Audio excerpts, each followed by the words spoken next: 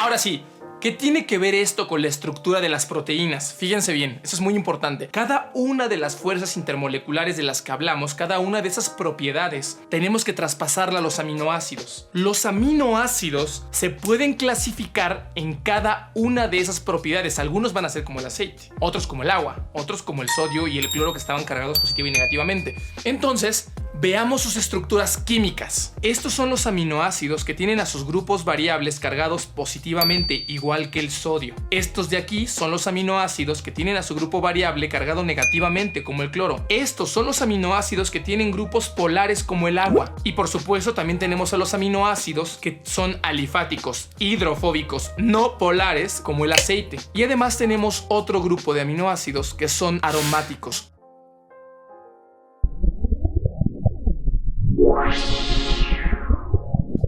Todas las cosas que les expliqué de cada aminoácido, o sea, que si son cargados positivamente, negativamente, que si son no polares, que si son polares, las vimos con el ejemplo de la sal en el agua y el aceite.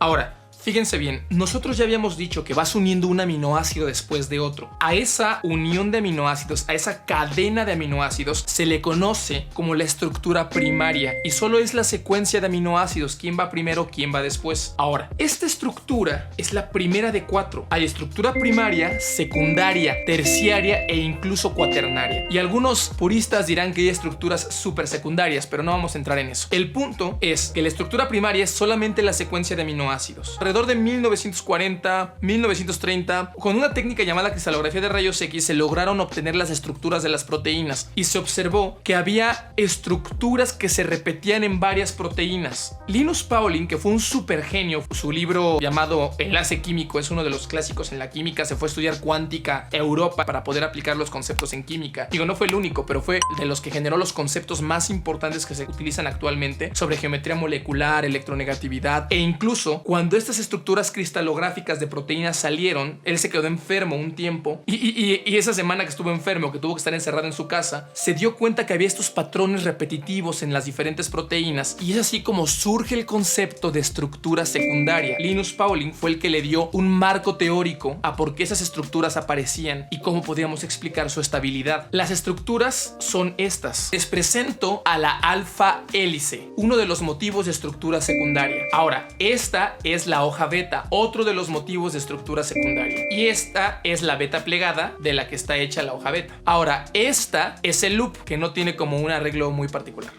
Ahora, estas estructuras secundarias que aparecen repetidamente en las proteínas, ¿por qué? O sea, fíjense, la secuencia de aminoácidos de una proteína va a dar la estructura, va a dar la conformación, que hace que estas cosas se repitan en las proteínas. Depende de la secuencia, pero muchas proteínas tienen secuencias muy distintas y aún así siguen teniendo estas estructuras de alfa hélice, beta plegada, hoja beta, etc. Que de hecho hay antiparalelo y hay alfa hélice dextrógira y levógira. Dije dextrógira. Bueno, ya. El punto es que soy disléxico. ¿Qué tienen que las hace que se formen? ¿Se acuerdan de la cadena principal que estaba hecha de los enlaces peptídicos? Teníamos grupos con oxígenos con sus 2 electrones e hidrógenos que estaban unidos a un nitrógeno. Estos pueden formar puentes de hidrógeno y esa es la cadena principal. No son los grupos variables de los aminoácidos, no es la cadena lateral. Esos puentes de hidrógeno que se forman en la cadena principal son los que dan origen a la estructura secundaria y eso lo propuso Linus Pauling. Entonces, vamos a ver cómo se forma. Esta es la estructura primaria de una proteína. Miren, la cadena principal, que está como en azul, y miren, tiene oxígenos con 2 electrones libres y también tiene hidrógenos que están unidos a nitrógenos, con densidad de carga parcial positiva, los nitrógenos. Mira cómo se empiezan a formar los puentes de hidrógeno para dar lugar a una alfa hélice. Esto es lo que le da lugar a la estructura secundaria. Ahora, hagamos lo mismo, pero para ver cómo se forma una beta plegada. Mira, otra vez son los puentes de hidrógeno los que están dando lugar a la formación de la beta plegada. Aclaración, Linus Pauling fue premio Nobel de la Paz, premio Nobel de Química, es uno de los padres de la química estructural en general, y Rosalind Franklin fue la que obtuvo la estructura cristalográfica que permite mostrar la estructura del ADN, y Watson y Crick son unos racistas. Bueno, eran unos racistas, bueno, Watson todavía es un racista. Está mal que lo diga porque eso no cambia que sean científicos o no, pero en el fondo hay mucha literatura que habla de cómo fue robado el triunfo del descubrimiento de la estructura del ADN a Linus Pauling. Pero bueno, ya vimos la estructura primaria, ya vimos que se dobla para formar alfa hélices y beta plegadas y hasta ahí llegamos a la estructura secundaria. Ahora, esta estructura no es la conformación conformación nativa. La conformación nativa es en la que la proteína tiene su función biológica, o sea que si es una enzima cataliza, si es una proteína de recubrimiento, como la que está aquí en mi uña, pues me cubre. No tanto, ahorita se le rompió la uña a Mariana. Pero bueno, el punto es que para llegar a la conformación nativa, pues tenemos que pasar por la estructura terciaria y a veces hasta por la estructura cuaternaria. La estructura terciaria es cuando las alfa hélices y las beta plegadas se doblan en la manera más estable termodinámicamente hablando. Entonces, por ejemplo, si yo tengo dos alfa hélices en mi proteína, una es muy negativa y otra es muy positiva, pues lo más probable es que esas alfa hélices se peguen. Si tengo partes de la proteína que son hidrofóbicas, probablemente se vayan hacia el centro, y las partes que son hidrofílicas, polares o cargadas positivo o negativamente, se van a ir hacia afuera de la proteína para interactuar con el agua. Normalmente clasifican entre proteínas globulares y proteínas fibrilares. Las globulares son las que logran poner los aminoácidos que son más hidrofílicos, o sea que son o polares o cargados afuera, y a los que son hidrofóbicos adentro. Es el modelo HP. De hecho hay un modelo para tratar de medio predecir cómo se debe de doblar una proteína a partir de la secuencia que se llama modelo HP del doblamiento. Y luego están las proteínas que no se pueden disolver en agua, que son fibrilares. Es que estas dos clasificaciones no me gustan tanto, pero muchos libros las manejan, entonces las estoy platicando. Entonces las proteínas que son fibrilares normalmente no se pueden disolver en el agua porque no tienen esa conformación de esconder la parte hidrofóbica. Vamos a ver un video de cómo una proteína se dobla desde la estructura secundaria hacia la terciaria. La secundaria queda determinada por los puentes de hidrógeno de la cadena principal, pero la parte de la terciaria está muy determinada en su mayoría por la cadena lateral, o sea, por los aminoácidos. Ahora sí, la secuencia y cuáles son va a determinar muchísimo en esta estructura terciaria.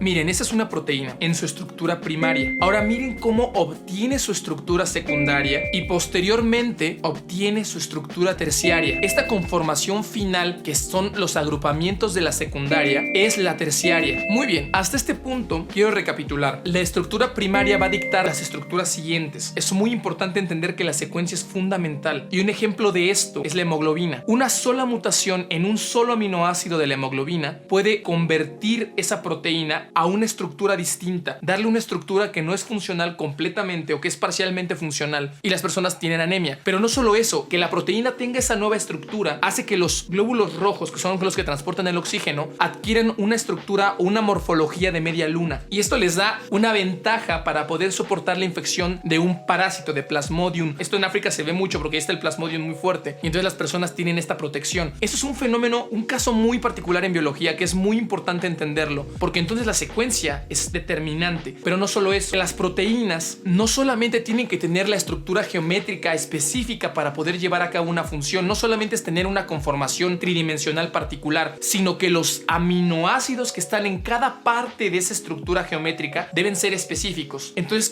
quiero que quede en nuestra mente que no solamente es que tridimensionalmente tengan una forma, porque en el video anterior, que está aquí, parecería que con la pura geometría es suficiente para que sean tijeras moleculares o para que puedan adquirir el oxígeno, pero en realidad depende también mucho de qué tipos de aminoácidos están en cada parte de la estructura. Veamos algunos ejemplos concretos. Aquí podemos ver a un factor de transcripción que se unirá al DNA para activar la transcripción de ciertos genes. El ADN tiene carga negativa por sus grupos fosfatos, por lo que no será suficiente con que la geometría, la conformación nativa del factor de transcripción encaje bien con la estructura tridimensional del ADN, sino que donde va a encajar el ADN también tiene que tener cargas positivas el factor de transcripción, y así es como logra encajar perfectamente. Ahora veamos a una proteína de membrana. Para poder encajar en la membrana celular, que está hecha de lípidos y que por lo tanto es hidrofóbica, es decir, que es no polar, pues tiene que tener aminoácidos que sean alifáticos, aminoácidos no polares, aminoácidos que no se disuelvan en agua. Tiene que tener ese tipo de aminoácidos en la parte donde encaja con la membrana. Por último, hay algunas proteínas que llegando a la estructura terciaria es suficiente para que puedan ejercer su función biológica. Va a haber otras proteínas, como el caso de la hemoglobina, que requieren de más subunidades, es decir, de otras proteínas idénticas a ella que se unan. Se van a unir obviamente por interacciones intermoleculares. Van a encajar y van a llevar a cabo su función juntas. Eso es la estructura cuaternaria. La terciaria es la misma proteína. Cuaternaria son varias proteínas que se unen. Y cuando las proteínas se unen entre ellas, pero son todas muy distintas, se habla no de estructura cuaternaria, sino de un complejo multiproteico, que de esos hay muchos, por ejemplo en la epigenética. Chicos, muchísimas gracias por vernos. Espero que esto haya aclarado algunas dudas. Por favor, suscríbanse al canal. De verdad es súper importante que se suscriban, porque así podemos seguir haciendo más contenido. No te olvides de ver nuestros videos, todos los demás videos que tenemos. Ve el de Paul Ehrlich, es una obra de arte y habla sobre un científico que es el padre de la terapéutica moderna. Ve el de epigenética, que habla sobre ti, habla sobre mí y habla sobre cómo nos desarrollamos. Ve el de intersexualidad, que de verdad te va a estallar la cabeza.